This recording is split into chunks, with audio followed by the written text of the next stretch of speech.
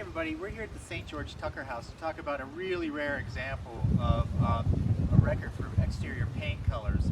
So we've done research on this building and the historic documentation actually tells us the colors that this building was painted in the late 18th century. In 1798, St. George Tucker enters into a contract with Jeremiah Satterwhite, and Jeremiah Satterwhite's contract actually spells out all the colors that are to be used on this building. Not only the colors, but the materials and how those materials are to be processed into paint.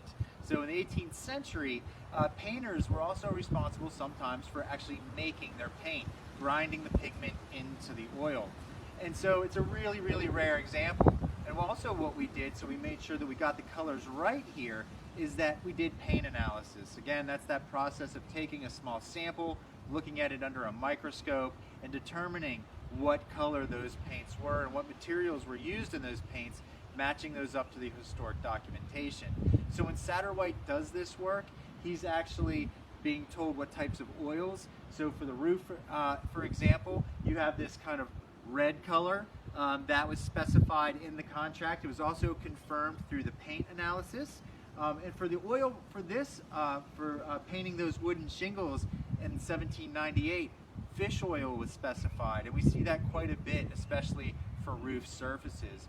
So this is helping the shingles last longer, as well as giving you the look of tile, so a much more expensive roof surface, going back to the conversation we had about at Peyton Randolph, where they're trying to trick your eye into seeing things that aren't necessarily there.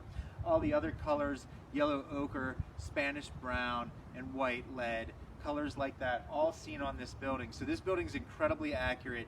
A very rare example of a building that actually has written documentation for paint colors, and that documentation matches up with paint analysis. And this is not only unique for here at Colonial Williamsburg, this is unique in the larger world.